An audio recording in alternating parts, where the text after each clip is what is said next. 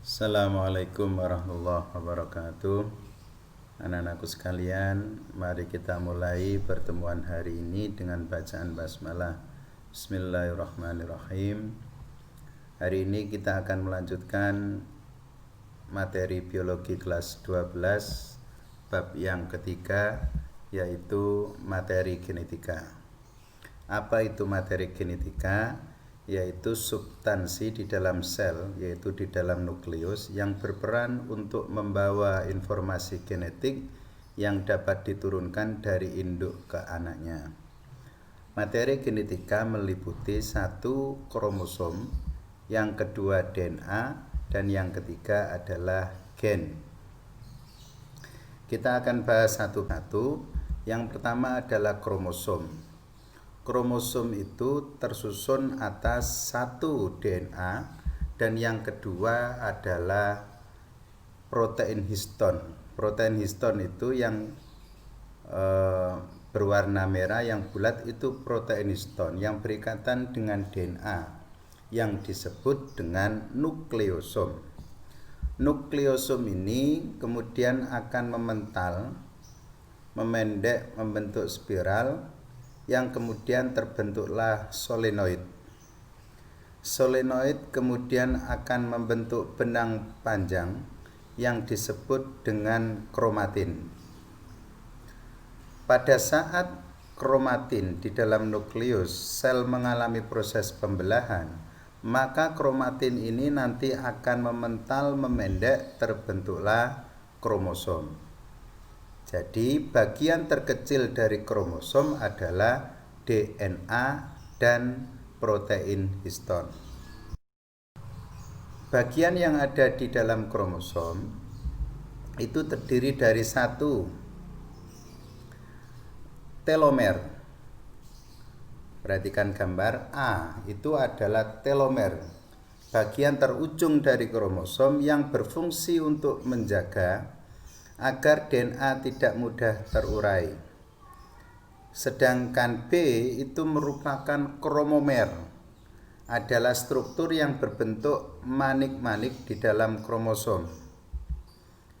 Yang C itu yang berbentuk bulat, terletak di ujung, itu disebut dengan satelit.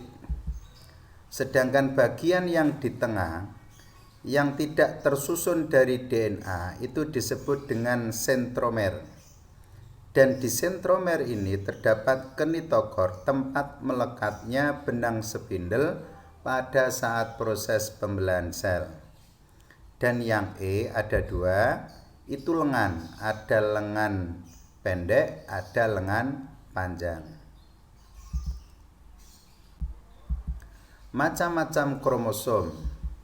Kromosom itu dibagi menjadi dua, yaitu autosom dan gonosom. Autosom itu mulai nomor 1 sampai 22.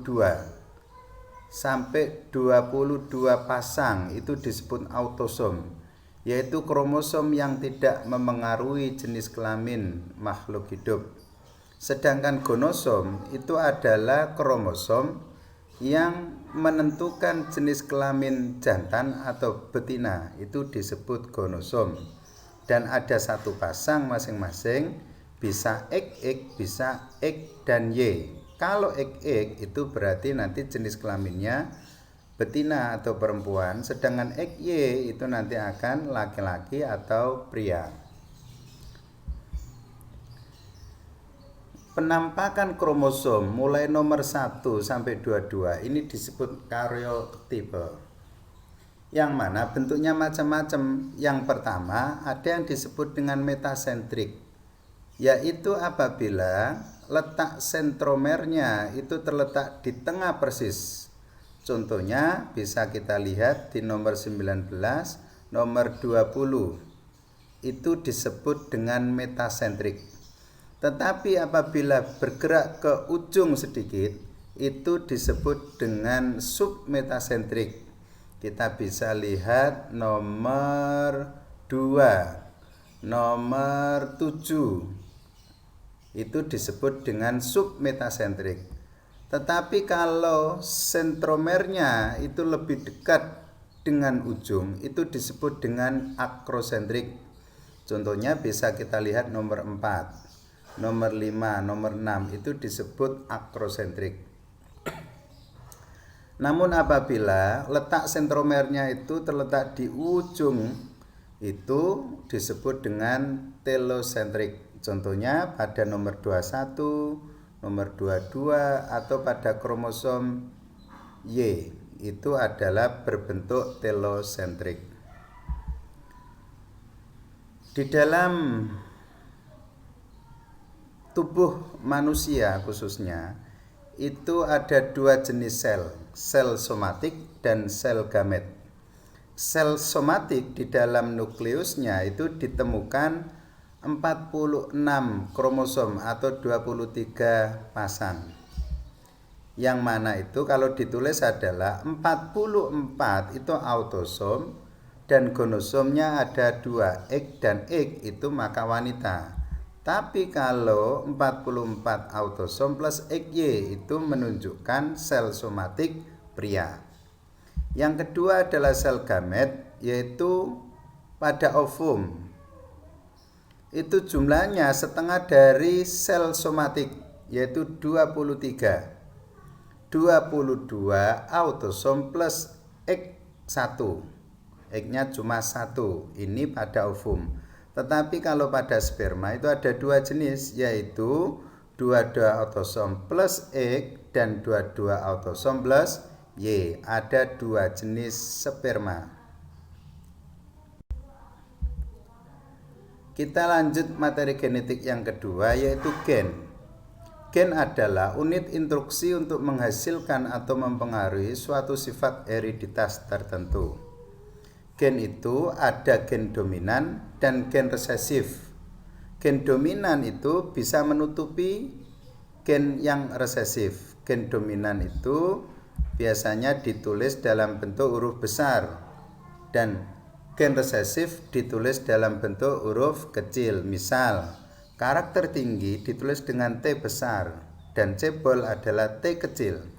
Sehingga kalau ada T besar itu berarti karakter yang akan nampak adalah tinggi. Tapi kalau T besar T kecil, fenotipnya atau yang nampak juga tinggi. Karena tinggi itu dominan. Tetapi kalau T kecil fenotipnya adalah cebol. Kita lanjut materi genetik yang ketiga, yaitu DNA, deoksiribosonukleat acid, yaitu materi genetik yang strukturnya itu double helix, terpilin ke kanan. Nah, gambarnya seperti ini. Jadi berupa rantai ganda yang berpilin. DNA itu strukturnya terdiri dari satu gula deoksiribosa yang memiliki 5 atom C atau disebut dengan gula pentosa.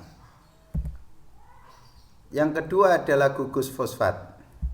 Dan yang ketiga adalah basa nitrogen. Basa nitrogen ini ada dua jenis, yaitu purin dan pirimidin. Purin itu adalah basa nitrogen yang memiliki dua cincin, terdiri dari adenin sama guanin. Sedangkan pirimidin cincinnya itu cuma satu, yaitu sitosin sama timin. Apabila gula deoksiribosa berikatan dengan basa nitrogen salah satunya, ini disebut dengan struktur nukleosida. Tetapi kalau ada fosfat, ada gula, ada basa nitrogen, itu disebut nukleotida. Nah, apabila nukleotida ini jumlahnya banyak, itu disebut dengan polinukleotida atau nama lainnya adalah DNA. Nah, seperti gambar ini, kalau dihitung berapa nukleotidanya itu ada 8. Ada 8 nukleotida. Ini sudah bisa dikatakan sebagai DNA. Perhatikan, di dalam membentuk rantai DNA, timin itu selalu berikatan dengan adenin. Sedangkan guanin itu berikatan dengan sitosin. dan timin itu diikat oleh 2 atom hidrogen. Kalau guanin dengan sitosin itu diikat oleh 3 atom hidrogen. Basa nitrogen itu selalu berikatan dengan atom C nomor 1, sedangkan basa nitrogen itu berikatan dengan atom C nomor 5 dan nomor 3. Perhatikan gambar DNA yang kiri, itu ada 5, ada 3. Apabila pita yang 5 itu pasti ujung atasnya itu 3. Tetapi kalau pita yang bawah itu angkanya 3, ujungnya adalah 5. Apa arti 5 dan 3 ini? 5 itu artinya, 5 yang bawah hijau itu artinya fosfat yang paling bawah itu berikatan dengan atom C nomor 5. Dan diakhiri yang atas, yang 3 warna merah, itu artinya fosfatnya berikatan pada atom C nomor 3. Kita lanjut ke replikasi DNA. Jadi sel itu akan selalu membelah. Sebelum sel itu membelah, maka kromosom juga akan terbelah. Sebelum kromosom terbelah, DNA ini akan melakukan penggandaan atau replikasi. Nah, cara replikasi DNA itu ada 3. Ini adalah DNA, kemudian mengganda. Apabila penggandaannya seperti ini, yang atas itu adalah DNA lama menjadi DNA baru berwarna merah. Ini disebut dengan konservatif. Tetapi kalau seperti ini, yang atas itu ada pita lama dengan pita baru, begitu juga yang bawah pita lama dengan pita baru, ini disebut dengan semi konservatif. Tetapi apabila replikasinya bentuknya seperti ini, selang-seling, di setiap pita itu ada baru lama, maka ini disebut dengan dispersif. Saya kira pertemuan hari ini sampai di sini. Terima kasih dan kita tutup dengan bacaan hamdalah. Alhamdulillahirabbil alamin.